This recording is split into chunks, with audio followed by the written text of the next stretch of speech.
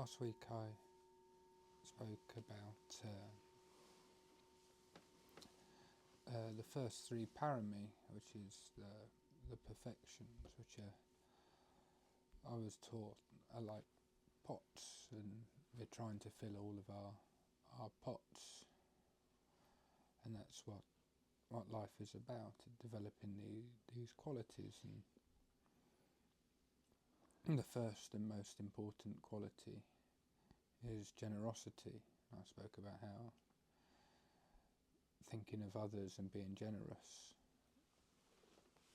spontaneously leads to selflessness, and selflessness leads to not thinking about yourself, and thinking about yourself is usually a good way to cause yourself suffering. And then morality, and if you're thinking about others, then morality comes easier, because you're being morality, when people's morals break down, it's usually because of them being selfish. So with generosity, good generosity morality becomes easier. And then, and I mentioned Kanti, which is patience. I think it's the third one in Mahayana Buddhism, but not the third one in Theravadan Buddhism, because reasons. And this week I will go to the next three. And just remembering these qualities, it reminded me that some of the qualities are also in the list of the 4 Brahma Viharas, which is the sublime abiding, and one of the ones I'm going to talk about today is also one of the 7 factors of enlightenment. And when asking a German monk about this, I asked, is loving lists a factor for enlightenment? And he told me not. They told me it wasn't. And then I asked if a sense of humour was, and he said no, that's also not listed. And he then told me it was forbidden to joke about the teaching of the Buddha, which is it's always fun when an autistic person gets out autismed by someone else, and you realise how annoying you can be to other people. But yes, Buddhism and lists are very, very closely tied. But today's list, the paramin, is Nekama, which is the first one today, which is renunciation. And a young, enthusiastic monk might interpret renunciation as giving up all of their worldly possessions and sitting there and being miserable, hoping that would do something, if they're going to do that. But giving up all your possessions and thinking about it isn't really giving up your possessions. You've given up the formed possession, but you're holding on to the thought and the image of those things. So we can actually give up things while still having them, and we can keep having things while still giving them up.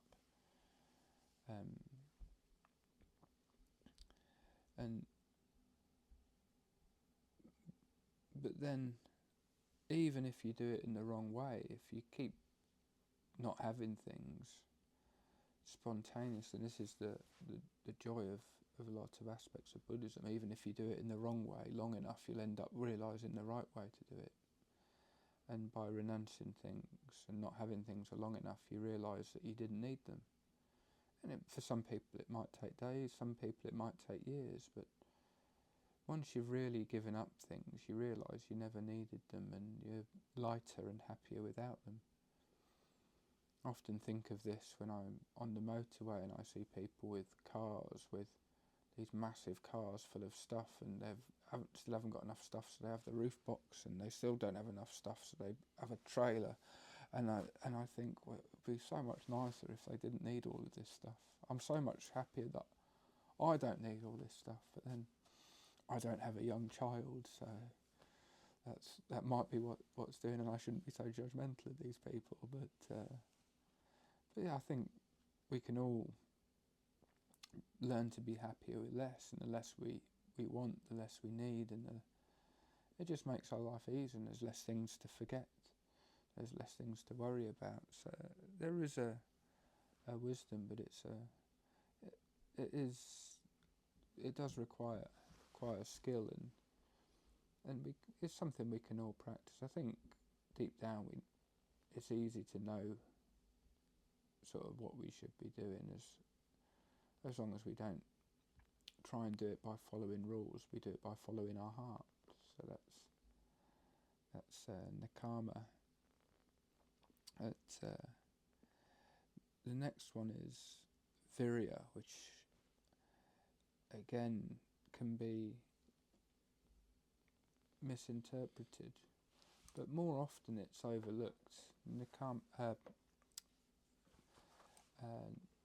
Viran, I just said it, but I've forgotten. But it's the Pali word which means, it's often translated in Victorian as right effort, and in a lot of the books it's called right effort, but the Victorians weren't known to be particularly fun-loving people, and a closer translation is joyful effort, which again you can see why the Victorians sort of missed out the joyful aspect of it in those early translations of the Buddha, and joyful effort is what I've really realised, for me I've realised is really the key.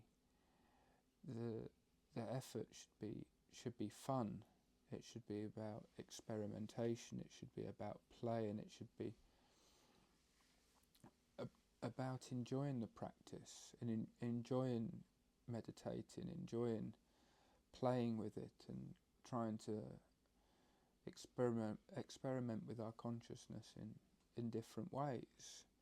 We can feel the calming nature of the out-breath, the warming nature of the in-breath. We can look at metta, and with mindfulness we can see when our mind wanders, and it can be, if we turn it into a game of watching our mind and seeing where we stumble and where we cause suffering to ourselves, and we laugh at ourselves for doing that same thing that we always do, that we always get causes us suffering, and having that joyful, playful quality, and realising it's okay to sit in bliss, and it's orthodox dogmatic Buddhism that's in the four main teachings called the Cardinal Sutras, and it's translated as joyful in the beginning, joyful in the middle, joyful in the end.